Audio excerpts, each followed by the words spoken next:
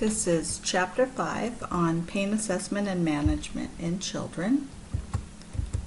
So, pain assessment, when you're measuring pain in children, we're going to ask the same sorts of questions for intensity. What does it feel like? Get a rating on it. But we also want to know, are they satisfied with the treatment? Are there symptoms or adverse events that go along with the pain? What's their physical recovery like and their emotional response to it. So when you're assessing acute pain, we can use behavioral measures, physiologic measures, and self-reporting. And this is what you're doing with adults as well, although you're focusing mostly on the self-reporting with adults. And we're going to use all three. So for children, the FACES scale, you've probably seen that. That's good for kids over about 3. The FLAC scale is what we're going to use on anyone who's nonverbal or too young to do the FACES scale. And then the numeric scale, that's 0 to 10, works for anybody older. There are some other pain scales in the book, but the ones we're going to focus on are the ones that are used at Valley Children's, which are just the FACES, FLAC, and the numeric scale. So here's our FACES. There are 6 of them, from a happy face to a crying face. At Children's Hospital, they score them 0, 2, 4, 6, 8, 10. So everything has the same range of 0 to 10. Some places may do it 0, 1, 2, 3, 4, 5. When you use the FACES scale, you want to use the words that they have. So no hurt, a little bit of hurt, a little more hurt. You want to be careful about what words you use with kids, because extreme discomfort does not mean anything to a 3-year-old. They don't know what that is, and they're kind of afraid that they don't want to have that, whatever that is. So think about words that they are going to understand, but some words are just scary for them as well. The FLAC scale, this is your assessment, and you're giving a pain scale based on your assessment, and this is totally fine. There really is no other way to do this on a nonverbal child. So we look at the face, and they can have a 0, 1, or 2. The legs, again 0, 1, or 2. Activity, crying, consolability. And here's a face of an infant that's in pain. You see how the mouth gets big and wide, and the nose kind of flattens out. The eyes are scrunched, and they've got that forehead pinched down. Legs, you're looking at, are they stiff, either pulled up to the abdomen stiff or stretched out stiff, or somewhere in between, relaxed, or they seem uncomfortable but not all the time. So face, legs, activity. Are they moaning, groaning, turning, can't get comfortable, guarding, that sort of thing. So face, legs, activity, crying continually, crying occasionally, or not crying. And then the last C is consolability. Is the mother doing everything that the child normally likes, and no matter what, the child's still crying? So those are the pain scales. So we're going to look at responses to pain here. These are, I just sort of said them. In a young infant, you're going to see they're going to cry. They're going to either stretch out stiff and rigid, or then pull in tight, sort of a thrashing. But it's not smooth, comfortable movement. It's pulling everything in, flexed, and then stretching it all out, extending. They have that face that looks like they're in pain. The nice thing with an infant, a young infant, is they don't make any connection between that poke you just did on their heel and the pain. So the next time you go to poke their heel and they see the lancet, they don't think anything of it. Makes it a little easier. Here again is a nice picture of a baby in pain, and that's a picture after a heel stick, and I kind of liked this face better for letting you really see what a baby in pain looks like. So pain response in an older infant, they now do recognize things. So when you have that needle or that IV, that lancet for the heel stick, they know that item, and so they'll start crying. They cry, they still grimace, and they are a little stronger now and will try to physically resist. When you get to the young child, they're now verbal, so they'll say, ouch, ow, that hurts. They're still going to cry and scream.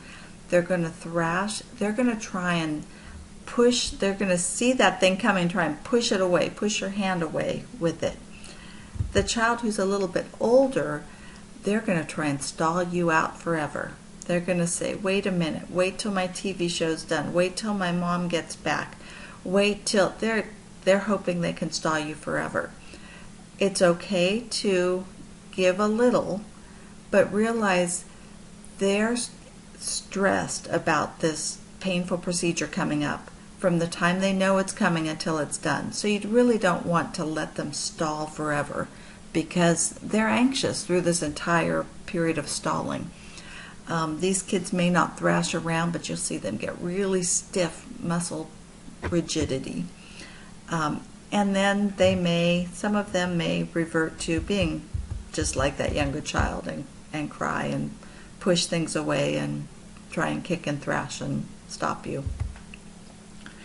Adolescents, they're not going to cry and scream and do that as much. They're not going to try and push things away, but you'll see that stiffness, that body tension, and they can use a lot better language of explaining, it hurts, can you not do that, describing their pain.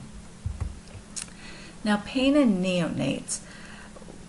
When I first started in nursing, they said neonates didn't have a mature enough nervous system to be able to really understand and really experience pain.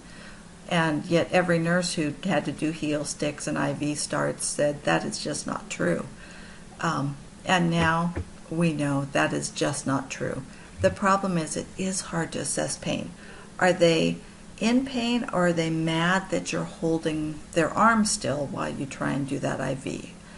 So it can be hard to assess. We're going to use that FLAC score. So we're going to look at the face, legs, activity, cry, consolability.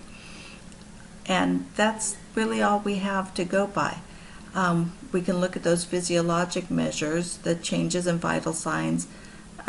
We're not going to do things like looking at changes in cortisol levels. We're not going to draw labs to verify pain, but those would happen and would verify it.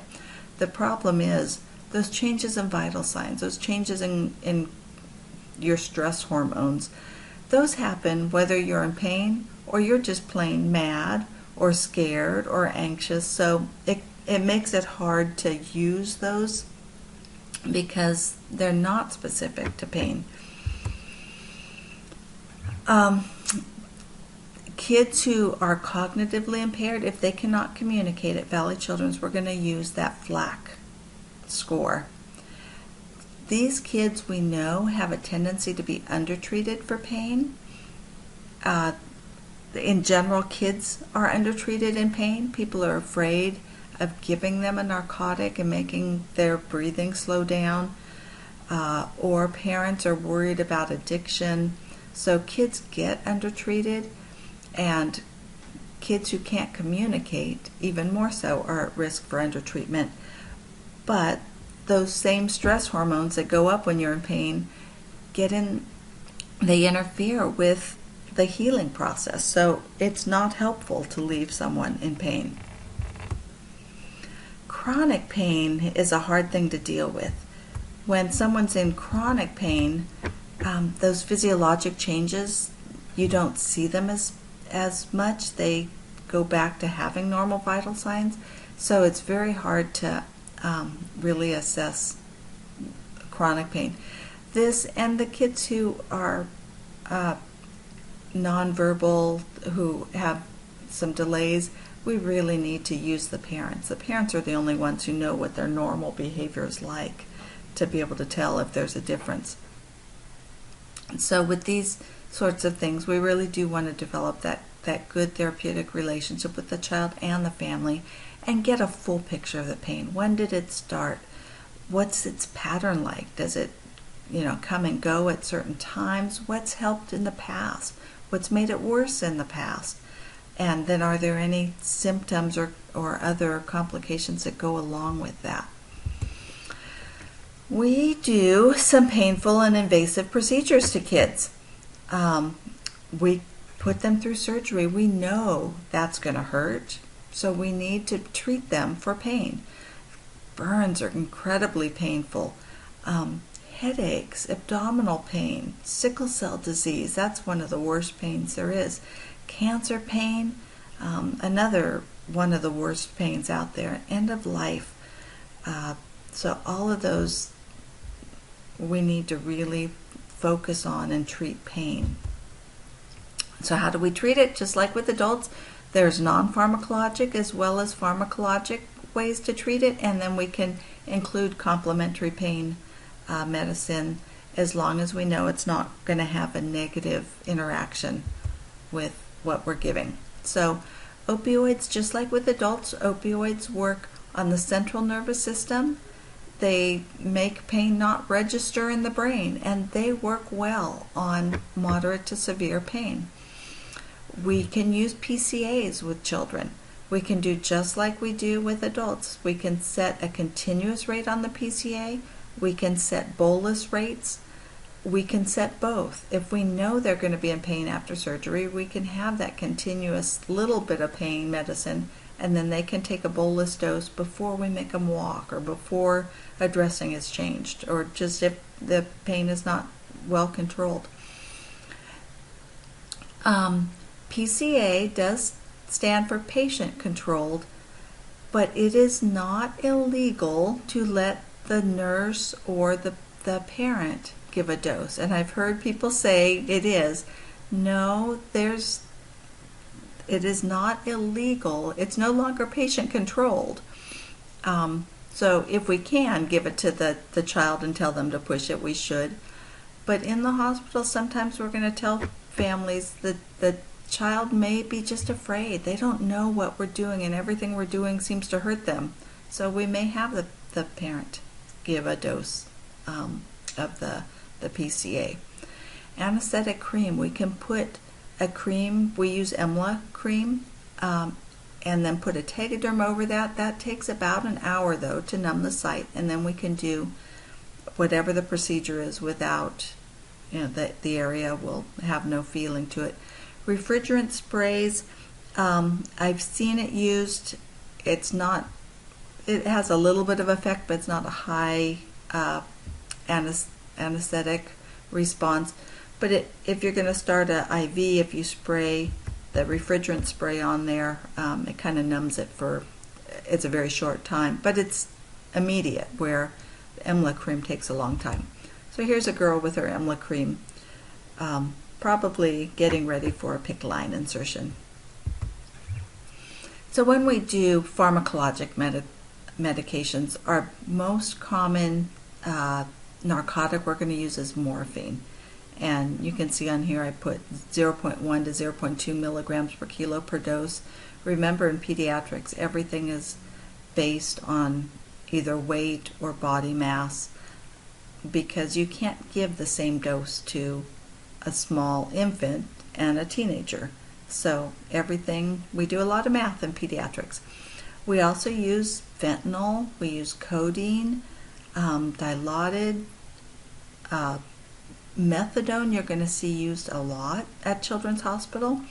When somebody's been up in the ICU, they do develop a tolerance to opioids. They're on them on continuous infusions, sometimes, certainly for days, sometimes for weeks. And we use methadone to relieve any withdrawal symptoms, because we don't want them going through those. And it's important to explain to parents that physical withdrawal, physical dependence, is not the same thing as psychological.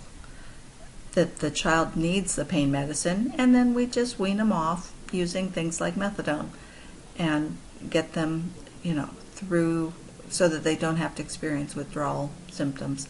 Oxycodone, the medication we don't use with children, at least not often at all, is meperidine, which is Demerol, and that's because it lowers the seizure threshold, and it also has a long half-life. So if you give it to a child and they do have seizures, it's going to be a while before that's out of their body.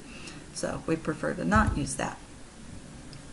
Some of the non-pharmacologic things you're going to see is the containment nest. Pretty much every baby you're going to see we roll blankets and put them under the shoulders and also under the legs, the thighs, to kind of, so that they're in a little nest that is comforting. It's kind of in utero, they were tucked in there real tight, and so having the shoulders and the hips flexed feels good.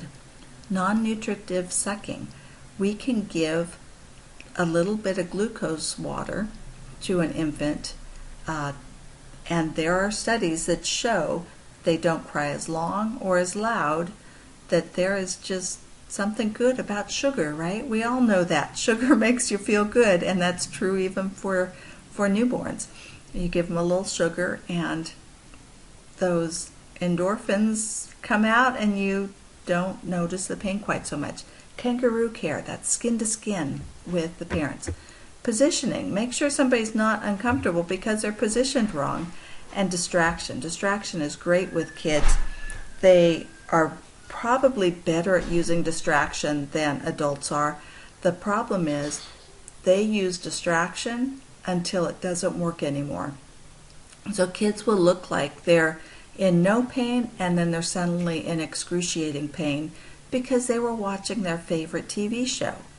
And we've all done that, where you have a headache or you're just not feeling great, and then something you really enjoy comes on TV, or you're talking on the phone, and you forget about it until the thing that was distracting you goes away and you realize, oh, I still don't feel very good. Well, kids are even better than we are at distraction. So they can watch their favorite movie and act like they're feeling fine until the distraction is no longer adequate. So they really do go from not feeling much pain to excruciating pain. It's not that they're faking. That's just the distraction will no longer work. And here's some kangaroo care. And I just want to point out this baby is actually intubated right here. So as long as they're stable, we can try that. And I said non-nutritive sucking. Valley Children's has a policy that allows us to do this. As nurses, we do not need a physician's order. There are standing orders that say we can do non-nutritive sucking. The child does have to be not intubated. If they're preterm, they have to be over 1,400 grams, and we do it prior to painful procedure. And we could do it up to 4 months of age. The peak effect for this is at 2 minutes. So the policy says that we do it right before the procedure, and then we can repeat it. I believe it's repeat it twice. We do it before, we can do it again during, and we could do it 2 minutes after. So that is chapter 5 on pain.